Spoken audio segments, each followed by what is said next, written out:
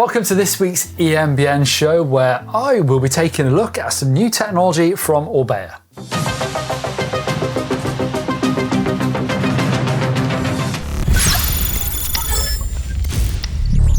Don, I actually got a quick look at the new RS system out in Otter, Europe. There was simply hundreds of people around the Orbea stand. It was the busiest stand at Otter, Europe. We can get into it a bit, but was there a lot of good new stuff at Otter, Europe? I'll talk about that a bit later, but going back to the subject of the new RS system, you've taken a deeper dive into this, haven't you? Yeah, it's pretty cool tech. RS is something that Orbea are using that sort of tagline for a load of their stuff now, which is quite interesting. But yeah, take a look at this new bike. Right, I've got a new bike in the workshop, which I thought would be really interesting to take a look at. It's got something on here that I've not heard or seen of before. Basically, Orbea, this is their Rise, and it's got what they call a HMI, a human machine interface. And actually, in their words, it's quite interesting what they say. So Orbea say RS, rider synergy, it's all about improving performance and riding experience by developing next level solutions to create seamless connections between rider and bike. And that is what this HMI is all about. But before that, let's go back in time a little bit with the original Orbea Rise. You may have heard of that RS before because they brought out this bike with a Shimano EP8 RS motor, and that RS, Rider Synergy, is basically their own software they developed for that motor to make it feel really natural. So it worked with your rider input up in the power to, really mirror what you were doing to give you really good range on a bike with quite a small battery. So these bikes were super popular because they were lightweight, they were kind of mid-powered, and they had this really natural feel to them. So they've now expanded this RS sort of theory to this control system. And if you take a look at this, it is super neat. So with e-bikes and high-end shifters and drop posts, you can sometimes end up with 3, 4, 5 batteries on there, but this little unit just integrates everything. So it is a wired unit, but working off the CAN bus communication, and it is wired directly to that e-bike motor, so it gets rid of that. Also with this bike, you've got the Shimano Di2 on there, so there's one battery in the bike, just powers the controller, the motor, and the electronic shifting on this bike. It's super neat. So this little unit up here on the left-hand side of the bars, this is what they're calling that human-machine interface. It's a very small unit that integrates everything. So you've got your dropper post lever down there for the smart dropper post, which is pretty interesting. Get to that in a minute. And then you've got your remote for the e-bike motor and for lights and things like that. And you've got a display as well. You've got an LED here and on top. And actually, since Orbea came out with that RS motor, they've built a team in-house in their factory in Mallorca, in the Basque Country in Spain, basically to test and develop in-house electronics, and this is the fruit of their labour. So there's a lot of detail going on this RS control unit. You've got rocker switches, 2 of them. So you've got your power modes on the left-hand side, and then you've got your on and off button there, and lights there, and your dropper post button under there. It's actually electronic, super neat. And then you've got an LED here to show your assistance mode, and then your charge level across the top. And you've also got a new Superboost mode on this bike, so you can get a predefined burst of maximum power for when you need it. You've got a brand new seat post on here, which sets records for how light it is.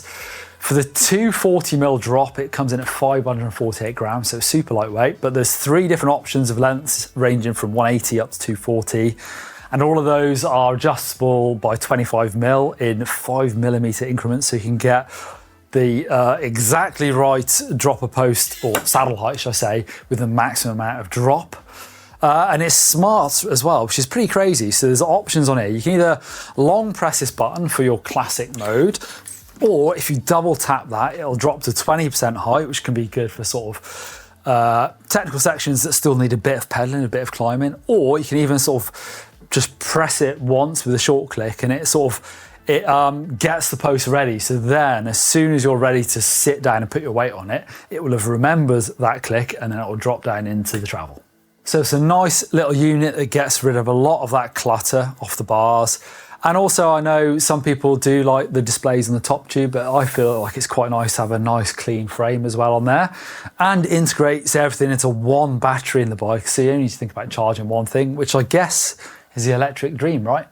Wow, that's super cool. I think that's got to be a masterclass in the front of house of e-mountain bikes, isn't it? It is so clean. Yeah, and it does away with any display really, other than the LEDs. Which, I mean, I do like these integrated top tube ones, much nicer than on the bar for me. But it shows it, you don't necessarily need that either. You can go super minimalistic and still get a lot of information, I suppose. Yeah, I mean, without sounding like, which I am an old fart, like you mentioned earlier, when I get in a car in Europe, there's all these things like lane assist and these things, beeping. My primary concern is how fast I'm going in the car and how far above the speed limit I'm doing. Separate subject.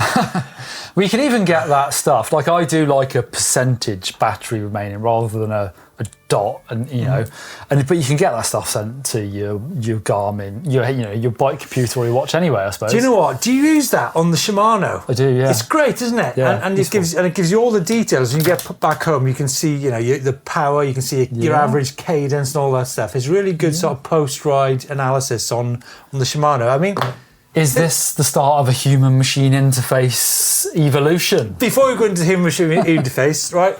Orbea Rise. I'm going to speculate here, right? The Orbea Rise comes in two versions: the LT version and the SL version. Yeah. And it comes with a Shimano motor on it. I saw a journalist over in San Francisco really tearing into Shimano a couple of weeks ago, but.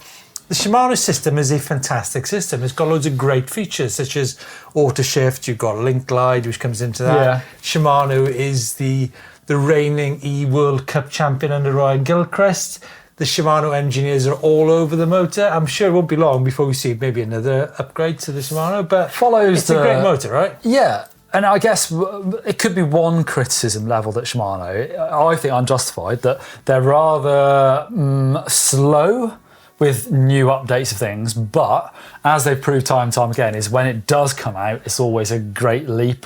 Yeah. I'm talking about drivetrains and brakes that, from the history of Shimano producing mountain bike things, they are sometimes slower than other brands, but when it comes, it's they get it right. I mean, what I was going to go on from is speculating again, is that we could probably be seeing XTR Di2 on the new Rise bikes, no doubt in the future. And I love the fact with the Orbea you can mix and match what kit you have, and I just think it's just a great all-round bike, that Rise is. In one battery, for everything needless, you don't have to have electronic gears, but if you want to add them, it works for that battery as well. That's a nice touch, I think.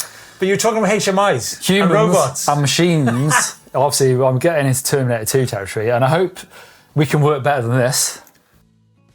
These robots don't seem to be working very well with their humans. Neil, do you know that seems to me like just a normal Saturday night in Shrewsbury? It is, yeah. But I wonder what's coming next. You've never been like that in Shrewsbury. What's coming next where we work with, I don't really know. I mean, where the technology's going, I suppose. Well, do you know what? You joke about robots. I was at Maxon recently in Switzerland, and they make robots. Do they? But they make robots that actually work because they've got, Mars. Like humanoid. Mars. No, not humanoid. They've got this thing, leg thingy, and, they've been to Mars and stuff like that. But great news. I was at Otter Europe, like I mentioned, and I saw a new Maxon motored bike there called it's a brand called Geniax. It's one of the most stealth, beautiful e-bikes I've ever seen. So we've got a video coming out on Otter Europe on Friday. Interesting to get a Spanish perspective on the e-mountain bike scene. Yeah, right. Because, you've been to Otter this year. I've been to Garda. We've both been to Eurobike. There's definitely like a regional kind of vibe to stuff. And, I came across brands such as Megamo. Possibly the least expensive Avanox system on the market, £4,799. I came across this brand, I can't remember what it's called, but they had a bike with 140 Newton meters and a 1200 watt hour battery. And it's a brand I've never heard of before. You always get these brands when you come to shows. So that's coming out on Friday. But folks, let us know what you think of the new HMI system from Orbea and the RS. Right, it's competition time, you lucky devils. Didn't we just give away loads of helmets? We did, just the other week. This time, it's an Ergon competition, so we have 2 Ergon bundles to give away, consisting of 1 set of HM2 gloves, one set of GA3 grips, and one SME mountain core saddle. Competition open to all locations, excluding, I'm afraid, Australia and New Zealand, so you have to buy them, I'm afraid.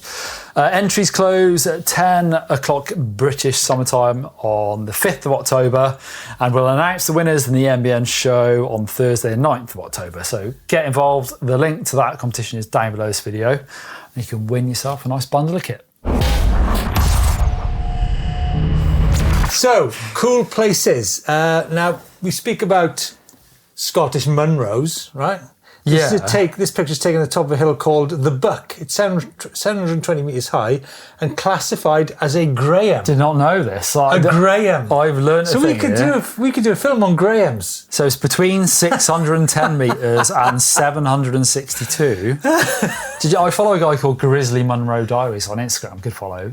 If you've not seen the Don's West Highland Way. What a beautiful film that is. Yeah. What a beautiful film that is. Sorry, and I was saying, there's a guy who has been up every single Munro on a mountain bike. Who's been up every single Graham, though? That's going to be a video for us to do. I don't know, maybe he doesn't. Yeah, interesting. Ali, thank you so much. Now, Ricky Evans, you may recognise this hole in the ground, Steve. This is Trevel Quarry. Yeah, Ricky, I know Trevel. So Ricky saw a massive setup of hundreds of cars and vans and lorries and fleets of minibuses ferrying cast and crew out of someone filming something. Yeah. What would they be filming in? Well, that was actually a good friend of mine, Richard Stoddart, is a filmer who's filmed in that quarry. I think they filmed Doctor Who there as well, previously as well. Oh, next up is Bike Hub Ecuador. This picture from Big Group Tour riding the Puluahua crater a month ago. That's inside a volcano, I think. Nice. That's what they said. An interesting week from Cool Places, Neil. Yeah, that's what I thought. A bit mixed, isn't it? Into feedback, actually, some thanks for the comments on the West Highland Way video. Steve, if you had to guess, put your glasses on, how do you think you pronounce that place name? Which place? Milgavi. Wow, it's completely wrong, Steve. Why would you think that? Milgavi? No. Well, what is it? I got ripped apart for a lot of my pronunciation. Apparently... Rightly so. What is it then? Mulgai. Mulgai? I believe. I should double check that. Do you watch Kevin Bridges, comedian? Yeah, I do, yeah. It's funny, isn't it? Yeah.